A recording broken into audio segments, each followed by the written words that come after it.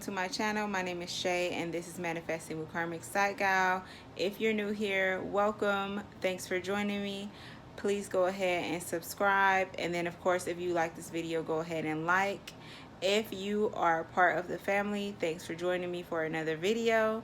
So here on my channel, I talk about manifestation, different techniques to manifest the life that you deserve, and then also my spiritual journey and my path to ascension. So today what I will be discussing is basically the planets that are in your birth chart and what that means for you. So I offer birth chart readings. It's something that I do as part of my business. And what people don't realize is they can kind of get a general birth chart reading themselves by either just like going to like Astro Cafe or something like that and just Googling, and it'll give you like a short like synopsis of what your birth chart is.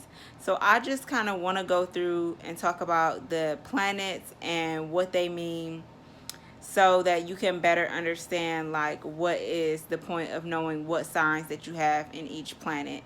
And in another video, I'll probably go in a little bit more in depth about the houses so that you can read your own birth chart. But right now, I'm just going to keep it with the planets.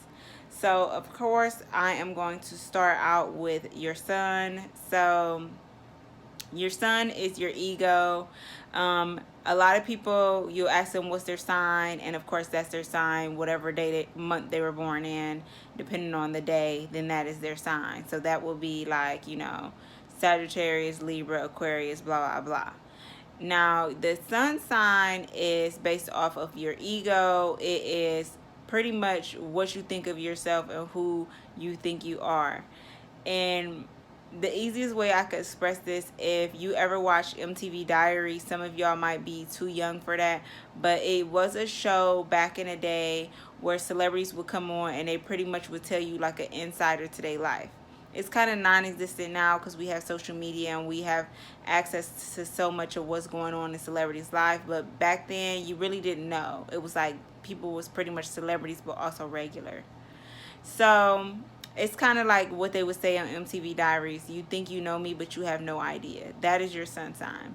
Now, the next sign of importance is your moon sign. Your moon sign is your deep inner feelings. It's how you express your emotions and your feelings. It's pretty much your heart, your heart space. And the kind of people that would know you by your moon sign is like your family, friends, anyone that is just generally really close to you. Like, or you can know somebody's moon sign easily the way that they express themselves creatively. Like if they're an artist, you can tell based off of their art maybe what type of sign they are. The easiest way is like if somebody's like a singer or a rapper, the type of things that they write about, you can easily tell what their moon sign is. Like for the longest time, I used to say, oh my God, Ariana Grande has to be a Virgo. And she's totally a Cancer, but she does have a moon in Virgo. And it made so much sense to me. So next, I'm going to talk about your rising sign. So your rising sign is just pretty much your first impression. This is what people get of you generally. This is like what you're giving off, okay?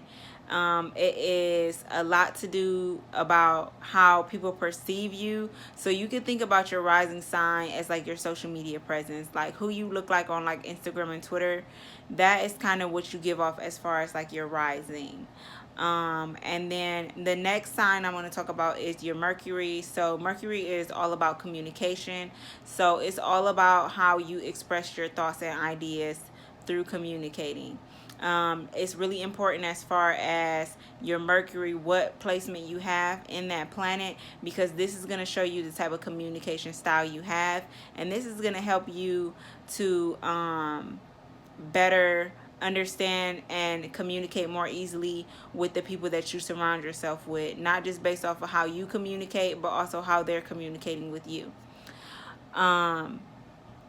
And then, of course, also it has to do with your thought processes. So whatever sign that you have a Mercury, that is going to give you a general idea of the way that you think and the way that you kind of just receive and process information, and also relate it to other people. So the next sign is your Venus sign. So I kind of want to go off on, like, if you've ever heard of the book, or just the saying in general, women are from Venus, men are from Mars. This is like because Venus is a feminine energy, Mars is a masculine energy. So your Venus is basically your love language. It's like how you express your love and how also you give and receive love. And then depending if you are a man or a woman, or if you're non-binary, depending if you relate more to your masculine side or more to your feminine side, then your Mars is what the type of person that is going to be attracted to you if you relate more to your feminine. Now, your Venus is what the type of people that will be more attracted to you if you relate to your masculine. That sounds kind of confusing the way that I'm saying it, so I'm going to try and express it like in a different way. So if I am a man, or if I'm generally just more masculine, the type of person I'm going to seek out, or the type of person that is going to be my type, is going to be relative to what my Venus placement is, and vice versa. So if I am more feminine, then whatever my Mars placement is, that is what is going to be more the type of person that I attract to me. So those two planets kind of go together. And then Mars is like the things that you're passionate about. It's also how you show and express anything that you're passionate about, and also your anger or frustrations.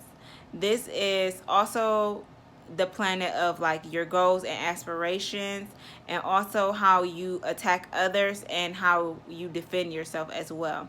So whatever sign that you have in your Mars placement, that's kind of going to be how you deal with situations, as far as like things that kind of piss you off, get under your skin. And then also the type of action that you're going to take if you feel like you're being attacked, or even if you are on the attack of someone else. The next planet I'm going to talk about is Jupiter. So Jupiter is a planet of luck. It is about gifts. So this is where your natural skills, talents, and abilities is going to be. So it's very cool for you to know this planet, Jupiter, because this is the kind of things that you'll just be naturally gravitated towards, as far as like hobbies and interests. And then also the things that you feel inclined to learn more about and also teach to others. So Jupiter could actually be really good, like if you are some type of teacher, or in some type of field where you're teaching other things. Jupiter, your sign that's in your Jupiter placement is going to show you pretty much the type of things that you'll be teaching, depending on what sign that is, and also just the interest that you naturally gravitate towards. So the next planet is Saturn. So Saturn is a little bit of a difficult planet, but we all have it. This is going to be the area of your life where you have the most challenges or blockages. This is going to be the area of your life where you're more questioning like what is missing, and also finding out what it is that you're going to have to actually work hard for. These are things that are going to be like on your shadow side. So it's really good to know what your Saturn, the sign that falls in your Saturn in, and then of course also the house that it is, because it'll specifically affect the things that are in that house. And once again, I said I'll have to get into another more in-depth video where I am talking about the houses. So next I'm going to talk about Uranus. So Uranus is like the breakthroughs that you're going to have in life.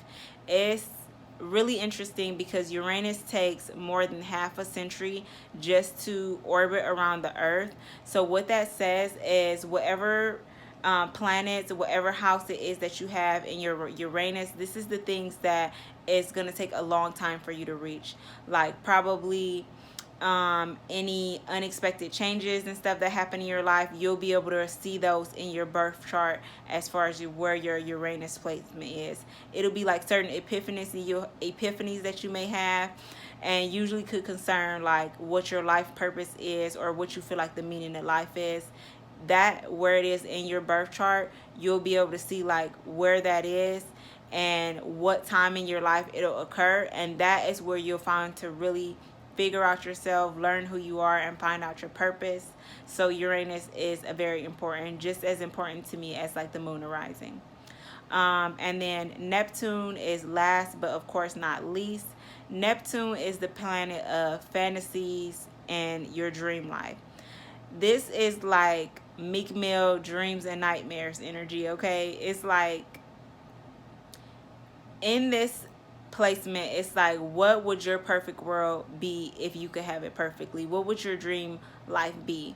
But it's also a planet of what your spirituality is like. So whatever placements that you have in Neptune, then you'll be able to like, you know, figure out and be able to see like, you know, get some type of spiritual guidance in that area. But it's also where illusions meet. So in Neptune, you're going to find the areas where you might have some issues of escapism. That could be like drugs, alcohol, or really anything else that could possibly be addictive to you. And then of course also it'll be like any avoidance or confusion that you have in your life, you'll be able to read in your birth chart and see like what area specifically is going to cause you the most confusion, or what specifically you want to be intentional about, because those are the type of things you're going to avoid dealing with. And sorry, that was not the last one. The last one is actually Pluto. So Pluto is a great placement because this is all about transformation and rebirth. If I could name like a tarot card for Pluto, it would be the World. It has that big 1010 energy. And it's really about like where you're going to have the biggest change in your life. This is where creation and destruction meets. So it's kind of like this space where you figure out who are you supposed to be and how it is that you're going to help others in the world.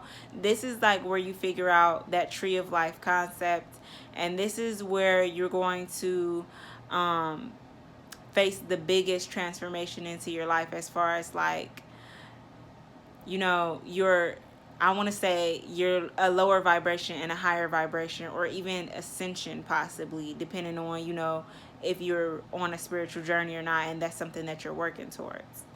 So I hope this video was helpful. I know it was super quick and I just ran through them quickly, but I just want to give you guys a general idea of what the planets mean, so that way when you go to read your birth chart, or even when you look at your birth chart and you see like what you have in each planet, now you can specifically apply it to what that might mean for you with those signs. So I hope you guys are having a great week, and as always, go ahead and like this video, subscribe to my channel, and be on the lookout for my next Life Path 4 video. Peace out.